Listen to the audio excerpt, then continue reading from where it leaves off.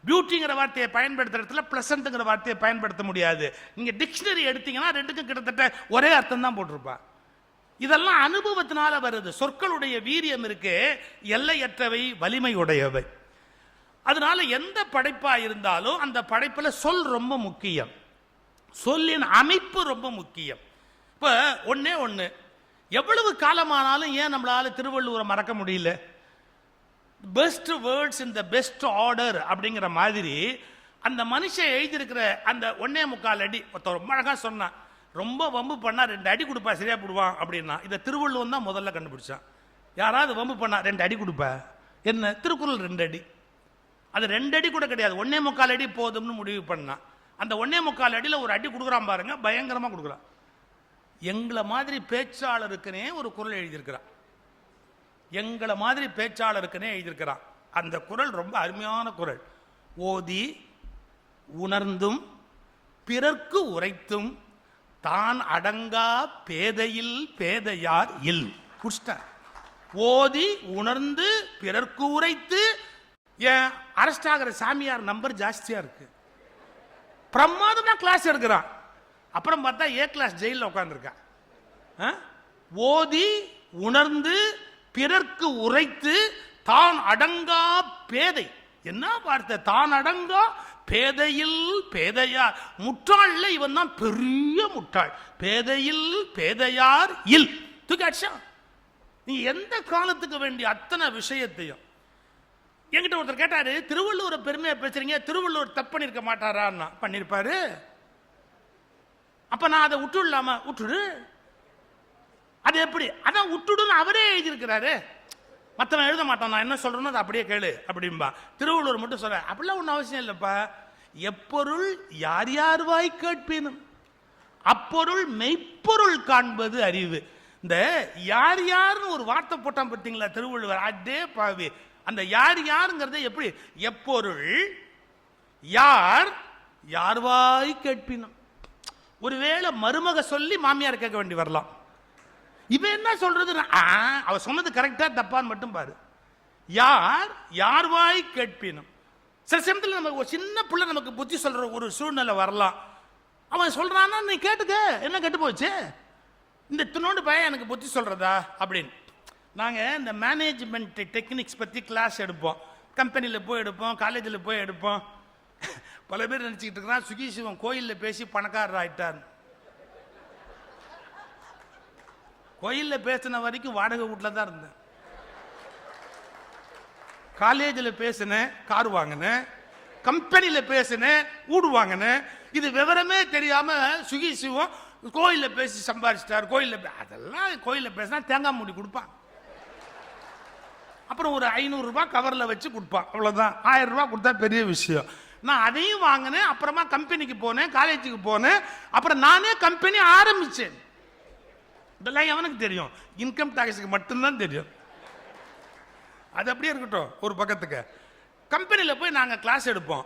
அதில் ஒரு example sir, இந்த பேஸ்ட் கம்பெனி இருக்கு பார்த்தீங்களா, இந்த பேஸ்ட் கம்பெனியில் ஒரு பெரிய கேங் உட்காந்துருக்குது.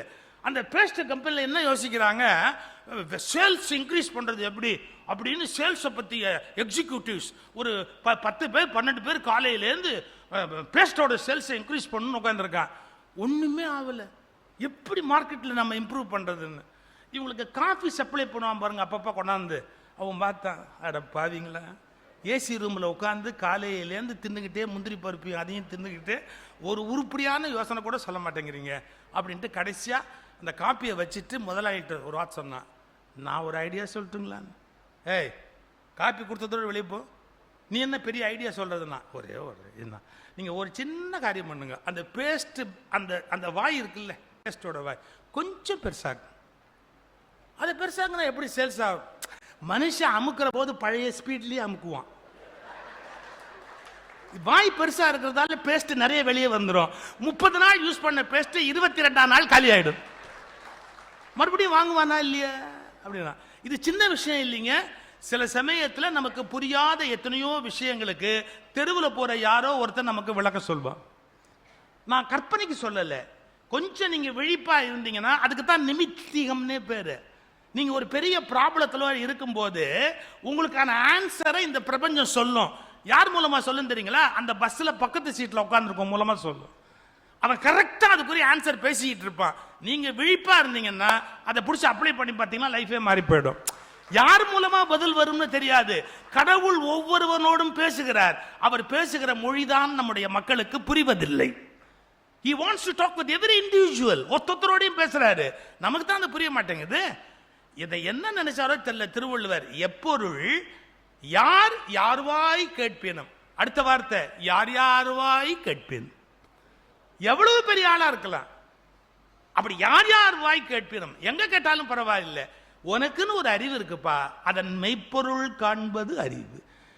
இந்த மாதிரி ஒரு காலத்துக்கு தகுந்த மாதிரி உண்மைகளை எழுதி சிந்தித்து ஒரு மிகப்பெரிய இலக்கியத்தை பார்க்க முடியுமா? அப்போ ஒவ்வொரு நூலுக்கும் ஒரு கௌரவம் இருக்கிறது, ஒவ்வொரு கவிதைக்கும் ஒரு சிறப்பு இருக்கிறது, ஒவ்வொரு காவியத்துக்கும் ஒரு மரியாதை இருக்கிறது. இப்படி சொன்னா மணிக்கணக்கா சொல்லிக்கிட்டே போகலாம். அவங்க என்ன பேச போறாங்கன்னு தெரியல. அவர்கள் பேசிய பிறகு முடிவு, அந்த கன்க்ளூஷன் அப்படிங்கிறது, நீங்க வேற பசியோட கிளம்பிட்டு இருப்பீங்க.